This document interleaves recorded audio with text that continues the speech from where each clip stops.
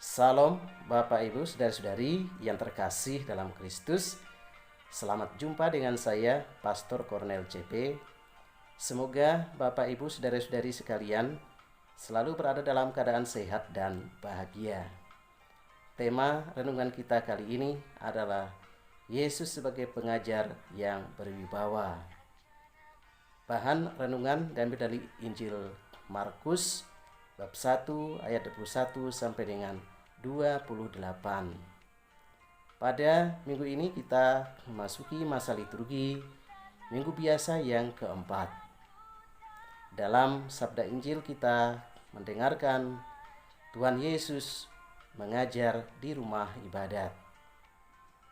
Banyak orang takjub mendengar pengajarannya karena Tuhan Yesus mengajar dengan penuh kuasa. Pengajaran Yesus semakin menarik karena dilengkapi dengan pengusiran roh jahat dari orang yang menderita kerasukan roh jahat itu. Maka sejak itu Tuhan Yesus semakin terkenal. Bapak Ibu Saudara-saudari yang terkasih dalam Kristus, dalam kehidupan kita sehari-hari mungkin kita juga pernah menjumpai ada pengajar yang bagus. Dia mengajar dengan kata-kata yang indah dan cara mengajar yang menarik.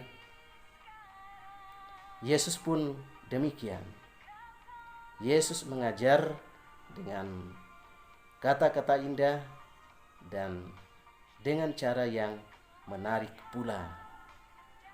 Mengapa Yesus mengajar dengan penuh wibawa?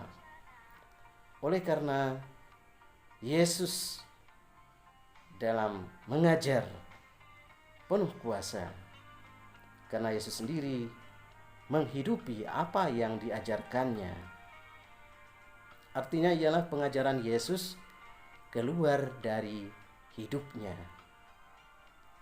Bapak Ibu Saudara-saudari yang terkasih dalam Kristus, kita diajak untuk belajar dari Tuhan Yesus bagaimana kita merenungkan sabda Allah. Mengapa kita diajak untuk merenungkan sabda Allah?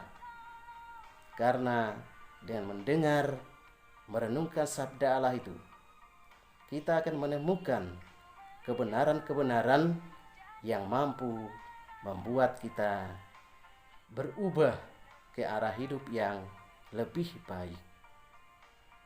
Dan begitulah cara Yesus mengajar.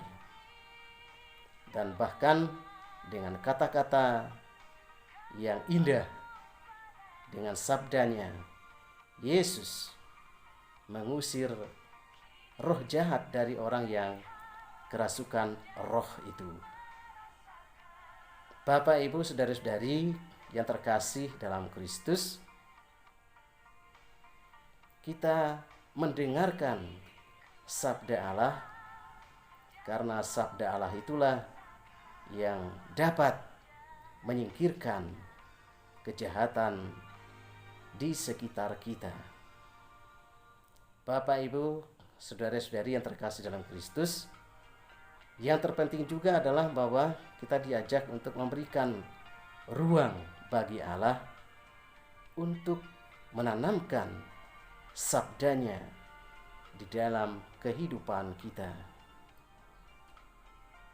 Bapak Ibu Saudara-saudari yang terkasih dalam Kristus, pada setiap minggu kita datang ke gereja. Kita menghadiri perayaan Ekaristi. Dan di dalam perayaan Ekaristi ini kita mendengarkan sabda Allah yang penuh kuasa itu. Kita mendengarkan sabda Allah oleh karena sabda Allah itu memberikan peneguhan, memberikan kekuatan kepada hidup iman kita. Dan kemudian juga kita menyambut tubuh Tuhan yang kita terima di dalam komuni kudus. Dan dengan demikian maka kuasa Tuhan akan menyingkirkan segala niat jahat, niat dosa yang ada di dalam diri kita. Bapak, Ibu, saudara-saudari yang terkasih dalam Kristus, maka sangat penting kita mendengarkan sabda Tuhan itu dengan baik. Dan tentunya dengan menyambut Yesus Kristus di dalam sakramen Ekaristi, kita pun diberi kuasa supaya niat jahat dalam hati kita juga disingkirkan.